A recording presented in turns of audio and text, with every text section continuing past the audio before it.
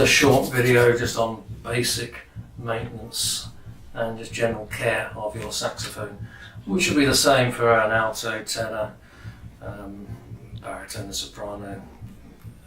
Basically it's all much the same. So we will start with the crook. This is this swan neck piece at the top. Probably the most common thing I see on a saxophone is this area here, which is the only unlacquered area of a saxophone where it fits into the receiver at the top of the body. It goes green and horrible and just generally a bit discoloured and mucky. All you can do, frankly, is to keep a very thin smear of grease on that. If this gets tight, it's tight to put into here. And that has two effects. The first one being you tend to bend this part here so the octave mechanism isn't going to work. The worst thing is because you're holding the body here and you're holding the crook here, this twisting motion. You tend to twist this whole bell section slightly out of kilter.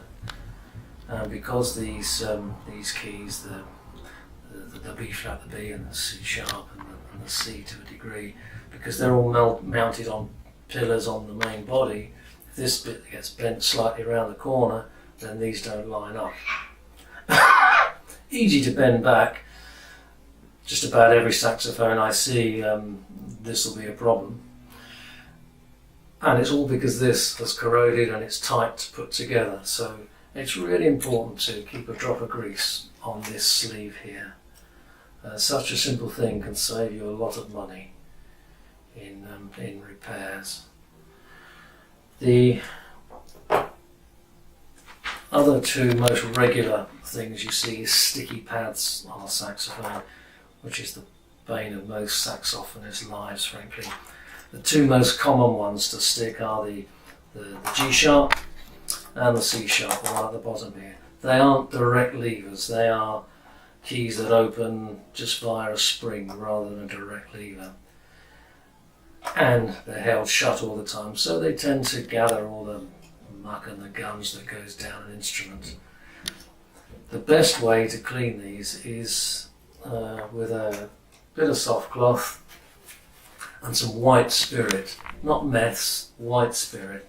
And if you just put a blob, just pop it in your bottle of white spirit, pop it under the pad. It won't damage the leather at all. Pop it under the pad and just draw it out.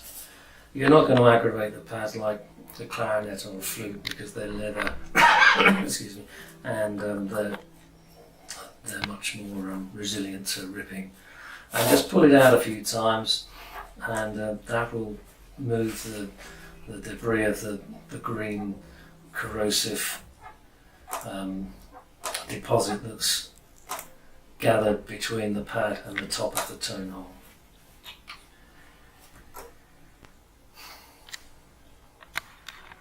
You can buy various pull-throughs. You can buy a pad saver which goes in. I'm not a great lover of those, but there are pad pull-throughs that you can buy.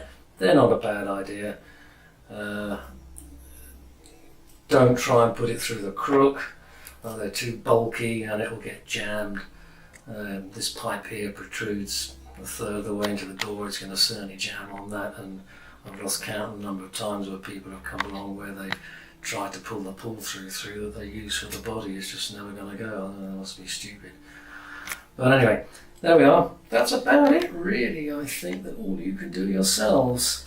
I can't stress enough how important it is to keep this area greased. That's the most common cause of all damage on saxophones. So, enjoy your saxophone, and any problems, take it into the shop and it'll come to the repairman for major surgery.